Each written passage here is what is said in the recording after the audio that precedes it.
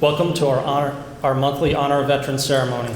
For the month of September, we have the pleasure of honoring Henry Rosenzweig Sr., who served in the U.S. Army. Henry continued unhesitatingly to answer the call of service after his tour of duty. With his wit, smile, and desire to inspire others to be their best, Henry used his skills to nurture and encourage everyone he met in his roles of multiple service in the community.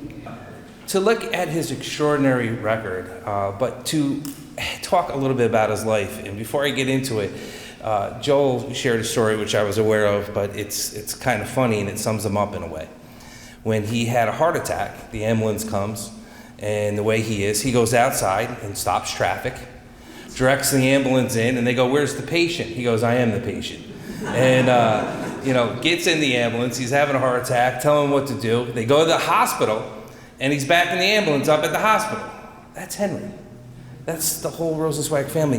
That's the military men and women that serve our country day in and day out. He was a huge advocate for the VA hospital, which he argued with the ambulance driver when he had the heart attack. They wanted to bring him to Albany Med or St. Peter's. He goes, "I'm going to the VA.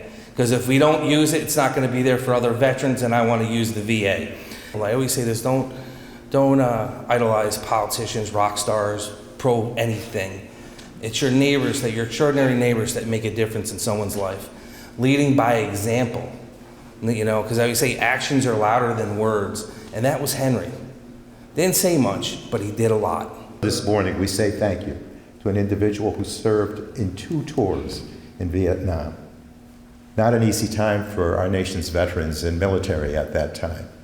The country did not give them the welcome home they deserved. And so it's always appropriate to all of our Vietnam-era veterans to say welcome home, because it was long in coming. And that didn't stop him to show his love of country, to embrace his abilities, his skills, his dedication to this country, to defend her on the battlefield, and then to be wounded in 1968 in a way that then recognized him with a honorable discharge and having earned a Purple Heart. So to the entire family, thank you for giving him to us and allowing him to do so many things for veterans here and for the rest of us. What an extraordinary, extraordinary legacy that Henry has left, that others have left. And I can only imagine the sacrifices that meant on his family, because he was out so many nights. But it touched the hearts of so many. Thank you from the men and women of the Arsenal for sharing Henry and being his lovely bride for 40 plus years, and to continue. Thank you so much. I can tell you that probably with me, my brother, and my sister, some of our fondest memories were things around the military. I mean, we were always up at the Waterville Elite Arsenal in the Body Forge. We were always going to the Scotia Depot, running around.